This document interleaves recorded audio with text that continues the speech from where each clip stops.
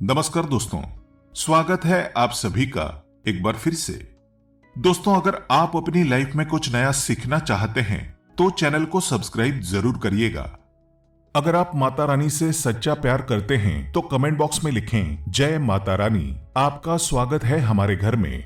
माता रानी के लिए एक लाइक तो बनता है। रामनवमी के दिन इस वृक्ष को छूकर आ जाना, तत्काल गरीबी मिट जाएगी। दोस्तों, आज हम आपको बताने जा रहे हैं कि रामनवमी के दिन आपको ऐसा कौन सा खास उपाय करना है जिससे पूरे वर्ष आपके घर में धन धान्य की समृद्धि हो तथा आपके घर में सुख शांति और समृद्धि का वास हो। चैत्र मास के शुक्ल पक्ष की नवमी तिथि के दिन भगवान श्रीहरि विष्णु नारायण के 21वें अवतार के रूप में त्रेता युग में महाराजा दशरथ और महारानी कौशल्या के घर मर्यादा पुरुषोत्तम प्रभु श्री रामचंद्र जी का प्राकट्य हुआ था। रामचरितमानस में तुलसीदास जी ने लिखा है कि नवमी तिथि मधुमास पुनीता शुक्ल पक्ष अभिजीत हरिप्रीता, यानी चैत्र मास के शुक्ल पक्ष की नवमी तिथि के दिन ठीक मध्याह्न के समय अभिजीत मुहूर्त में श्री रामचंद्र जी का प्राकट्य हुआ था। इसलिए इस दिन को सबसे खास माना जाता है। रामनवमी के दिन अगर आप कुछ पेड़ पौधों को छूकर आते हैं तो तत्काल गरीबी मिट जाती है। इस बार 2023 में रामनवमी का पावन पर्व 30 मार्च दिन गुरुवार को है। इस दिन अमृत सिद्धि योग, सर्वार्थ सिद्धि योग और कई सारे बेहद खास धन योग और राजयोगों का निर्माण हो रहा है। इस दिन अगर आप इन पौधों को छूकर आ जाते हैं तो आपकी गरीबी तत्काल मिट जाएगी, जीवन सुख समृद्धि से संवर जाएगा। ऐसा क्यों? तो दोस्तों, हमारे सनातन धर्म में देवताओं के अनेक स्वरूप बताए गए हैं। वृक्षों को देवतुल्य माना गया है और जिन वृक्षों के बारे में आज हम जानेंगे उन वृक्षों में साक्षात मां भगवती और स्वयं भगवान श्रीहरि विष्णु जी विराजमान रहते हैं। देवी देवताओं का निवास है ये पेड़ पौधे। इन्हीं पावन वृक्षों के बारे में आज हम आपको बताएंगे। आपको केवल इनको रामनवमी के दिन छूकर आ जाना है। इन्हें देखने मात्र से व्यक्ति करोड़पति बन जाता है, उसकी गरीबी तत्काल मिट जाती है। तो रामनवमी का दिन पवित्र होता ही है, साथ ही इस दिन पूरे 150 सालों बाद बन रहे शुभ मंगलकारी संयोग इस दिन को और भी खास बना रहे हैं। इस दिन इन वृक्षों को छूना, उनके दर्शन करना मतलब साक्षात मां लक्ष्मी के दर्शन करना होगा।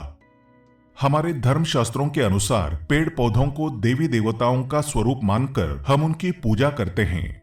इनकी पूजा होनी भी चाहिए। वैज्ञानिक दृष्टिकोण से भी देखा जाए तो ये पेड़ पौधे मनुष्य को मुफ्त में प्राण वायु देते हैं। पेड़ पौधे हमें ऑक्सीजन देते हैं, हमसे उत्सर्जित हुआ कार्बन डाइऑक्साइड ग्रहण कर लेते हैं। सृष्टि से सभी प्रकार की नकारात्मक चीजें वे अपने अंदर सोख लेते हैं, हमें ताजगी प्रदान करते हैं। खुद तेज धूप में तपते हैं लेकिन मनुष्य को शीतल छाया प्रदान करते हैं।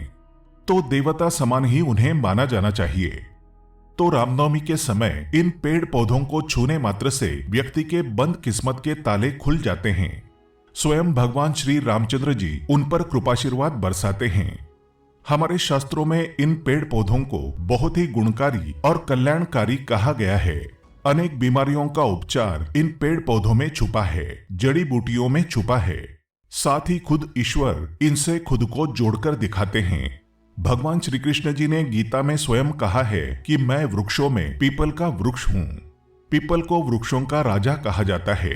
पीपल वृक्ष की आयु सबसे अधिक होती है, तो स्वयं भगवान अपनी तुलना वृक्षों से करते हैं। यह है इनका महत्व। इन्हें साधारण ना समझें। तो रामनवमी के दिन किया जाने वाला ये महत्वपूर्ण उपाय है। आगे आप जानेंगे कि वो कौन से ऐसे वृक्ष हैं जिन्हें छूने मात्र से आपके जन्म जन्मांतर की गरीबी तत्काल मिट जाएगी। ये वृक्ष मनुष्य के सभी प्रकार के कष्टों को दूर करते हैं।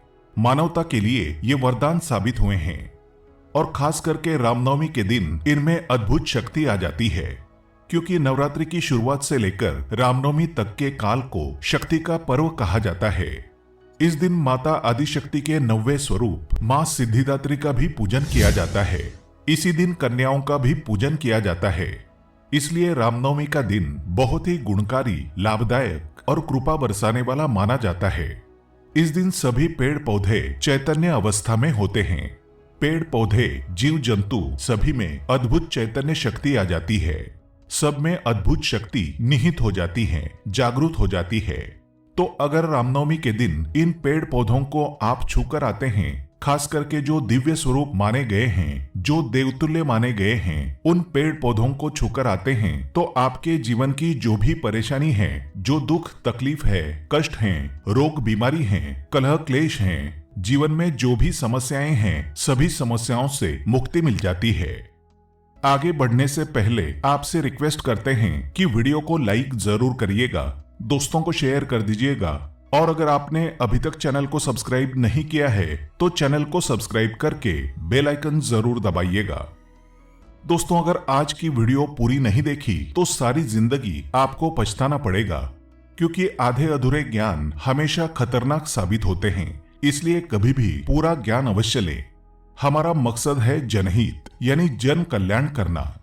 हमारे द्वारा बताए गए उपायों से आपको लाभ मिलता है तो हमें बेहद खुशी मिलती है, पुण्य मिलता है। हम आपको सरल से सरल उपाय बताते हैं जो रामबाण की तरह काम करते हैं।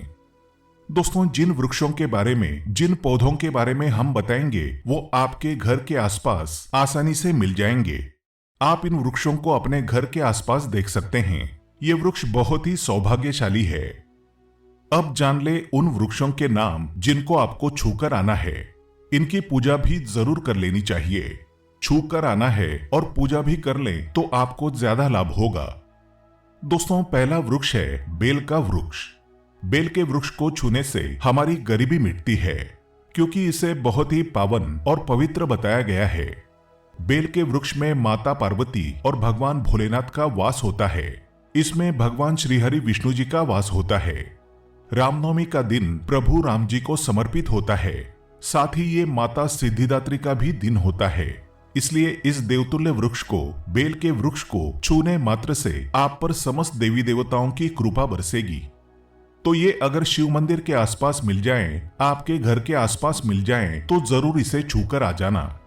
इस वृक्ष की डाली में माता पार्वती, जड़ में ब्रह्मा, तने में विष्णु एवं समस्त जो हिस्से हैं उनमें भगवान शंकर बसते हैं। तो आपको रामनवमी के दिन संध्याकाल के समय में शिव मंदिर के पास कहीं ये वृक्ष मिल जाए, वहां जाकर छुएं। उसके नीचे एक घी का दीपक जलाएं, धन वृद्धि की प्रार्थना करें। इससे व्यक्ति धनवान, गुणवान और पराक्रमी बनता है। व्यक्ति के सभी प्रकार के मनोरथ पूर्ण हो जाते हैं। हमारे धर्मशास्त्र कहते हैं कि रामनवमी के दिन यदि कोई भी व्यक्ति बेल के वृक्ष को मां आदिशक्ति का स्वरूप मानकर छूता है तो तत्काल उसकी गरीबी मिट जाती है। अगला पेड़ है तुलसी। तुलसी हर घर में होती है। तुलसी के पौधे में भगवान विष्णु जी स्वयं वास करते हैं, साथ ही माता लक्ष्मी जी वास करती हैं। इसलिए इसे सबसे पवित्र माना गया है। इस दिन आपको तुलसी को जरूर छूकर आ जाना चाहिए। नवरात्रि के समय काल में देवी देवता स्वर्ग से पृथ्वीलोक पर आ जाते हैं। माता तुलसी में इन दिनों में अद्भुत शक्तियों का वास होता है। वैसे इन्हें लक्ष्मी स्वरूप माना गया है, हरि वल्लभा कहा गया है। इसलिए तुलसी को छूकर जरूर आ जाना चाहिए। रामनवमी के दिन तुलसी को छूने से गरीबी मिटती है, व्यापार चलता है, कारोबार चल पड़ता है, निपुत्रिकों को संतान की प्राप्ति होती है। अविवाहित जातकों के विवाह में देरी हो रही है तो वो विवाह जल्द हो जाते हैं। दोस्तों, अगला वृक्ष है केले का वृक्ष। केले के वृक्ष में भगवान श्रीहरि विष्णु और मर्यादा पुरुषोत्तम श्री रामचंद्र जी वास करते हैं।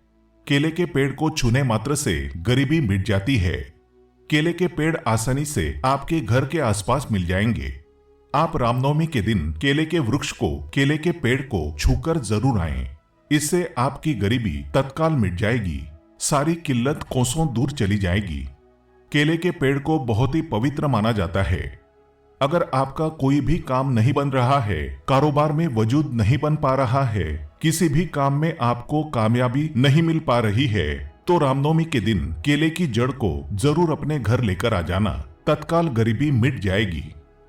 अगला है शमी का वृक्ष। ये भी आपको आपके घर के आसपास आसानी से मिल जाएगा। इसे भी छूने मात्र से गरीबी मिटती है।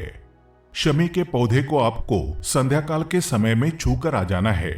इसमें स्वयं जगदम्बा बसती हैं। इसमें विष्णु जी निवास करते हैं, जिनके अवतार रामचंद्र जी को बताया गया है। तो समस्त देवी देवताओं की कृपा इस पेड़ पर होती है। कोई भी आपकी मनोकामना है तो जाकर इस पेड़ से छूकर बोल दीजिएगा, आपकी मनोकामना जरूर पूर्ण हो जाएगी। इस दिन शमी के नीचे बैठकर पूजा पाठ अवश्य करें। साथ ही इस दिन कन्याओं को भोजन जरूर कराएं। इससे अनेक प्रकार की सुख सुविधाओं में वृद्धि होती है, जन्म जन्मांतर की गरीबी मिटती है।